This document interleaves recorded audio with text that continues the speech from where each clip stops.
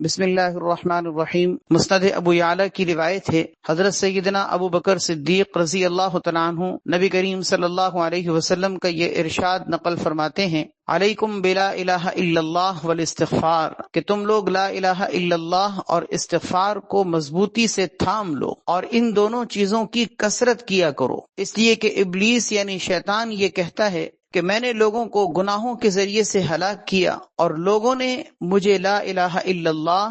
اور استغفار کے ذریعے سے ہلاک کیا۔ جب میں نے یہ دیکھا کہ یہ تو معاملہ برابر سرابر ہو گیا تو پھر میں نے ان کو خواہشات یعنی بدعات اور خرافات کے راستے پر چلا کر اس ذریعے سے ان کو ہلاک کیا، اور وہ یہ سمجھتے رہے کہ جو وہ کام کر رہے ہیں وہ صحیح کر رہے ہیں۔ اس حدیث سے پہلی بات تو یہ معلوم ہوئی کہ لا الہ الا اللہ اور استغفار کی کثرت کرنی چاہیے، کہ جن کو نبی کریم صلی اللہ علیہ وسلم نے تھامنے کا حکم دیا اور ان دونوں کو کثرت سے پڑھنے کی تعلیم اور تلقین فرمائی، لہذا ان دونوں ذکروں کا خاص طور پر اہتمام کرنا چاہیے، کیونکہ لا الہ الا اللہ وہ عظیم ترین کلمہ ہے جس میں بندہ اپنے رب کی توحید کی گواہی دیتا ہے، اور استغفار وہ مبارک کلمہ ہے جس میں بندہ اپنے گناہوں پر اپنے رب سے معافی مانگتا ہے اور بخشش کا طلبگار ہوتا ہے۔ دوسری بات اس حدیث سے یہ معلوم ہوئی کہ شیطان انسان کو گناہوں کے ذریعے سے جس طرح ہلاکت کے راستے میں ڈالتا ہے،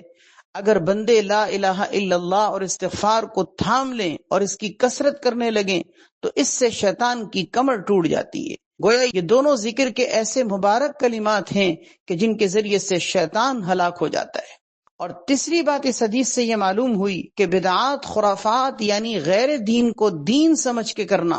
بہت ساری اپنی خواہشات نفسانیہ کو دین بنا دینا، یہ ایسا راستہ ہے کہ جس کے ذریعے سے شیطان انسان کو ہلاکت کے راستے پہ ڈالتا ہے، اور ایسا ہلاکت کا راستہ کہ جس میں استغفار اور توبہ اور معافی مانگنے کی بھی انسان کو توفیق نہیں ملتی۔ اس لیے کہ جب غیر دین کو دین سمجھ کر انسان کر رہا ہے، جس کام کو کار ثواب سمجھ کے کر رہا ہو، اس پہ بندہ توبہ کیسے کرے گا؟ تو شیطان بدعات کے راستے سے بدلہ لیتا ہے کہ ہلاکت کے ایسے راستے پہ ڈالتا ہے کہ بندے غیر دین کو دین سمجھ کے کر رہے ہوتے ہیں، جس کی وجہ سے ان کو استغفار اور توبہ کی توفیق بھی نصیب نہیں ہوتی۔ لہذا خوب اہتمام سے ہمیں دین کو سمجھنا چاہیے، دین کو پڑھنا چاہیے، تاکہ ہم غیر دین کو دین نہ سمجھیں، اپنی خواہشات نفسانیہ کو دین سمجھنے کے بجائے اللہ اور اس کے رسول کے طریقے کو دین سمجھ کے کریں۔ اسی طرح کی ایک اور روایت، حضرت ابو ذر رضی اللہ تعالیٰ عنہ نے آپ صلی اللہ علیہ وسلم سے نصیحت کی درخواست کی۔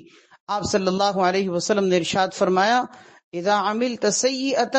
فَأَتْبِعْهَا حَسَنَةً تَمْحُوهَا، جب تم کوئی گناہ کر بیٹھو تو اس کے بعد نیکی کا کام کر لیا کرو، کیونکہ وہ نیکی اس گناہ کو مٹا دے گی۔ حضرت ابو ذر رضی اللہ تعالیٰ عنہ فرماتے ہیں کہ میں نے عرض کیا، یا رسول اللہ، کیا لا الہ الا اللہ کا پڑھنا یہ بھی نیکی ہے؟ یعنی اس کے ذریعے سے بھی گناہ معاف ہوں گے؟ آپ صلی اللہ علیہ وسلم نے فرمایا، ہی افضل الحسنات، یہ تو نیکیوں میں سب سے افضل ترین نیکی ہے۔ یعنی اس کے ذریعے سے گناہ کیسے معاف نہیں ہوں گے؟ اس کے ذریعے سے تو گناہ بہت زیادہ معاف ہوں گے، یہ تو افضل ترین نیکی ہے۔ اس حدیث سے بھی یہ بات معلوم ہوتی ہے کہ انسان لا الہ الا اللہ کی کثرت کرے، جو نہ صرف یہ کہ نیکی ہے بلکہ نیکیوں میں اعلیٰ ترین، افضل ترین نیکی ہے، اور اس کے ذریعے سے انسان اپنے گناہوں کو مٹائے، کیونکہ نیکیاں گناہوں کو مٹا دیتی ہیں۔ بہرحال ان دونوں حدیثوں سے یہ بات معلوم ہوتی ہے کہ ہم سب کو لا الہ الا اللہ کی خوب کثرت کرنی چاہیے،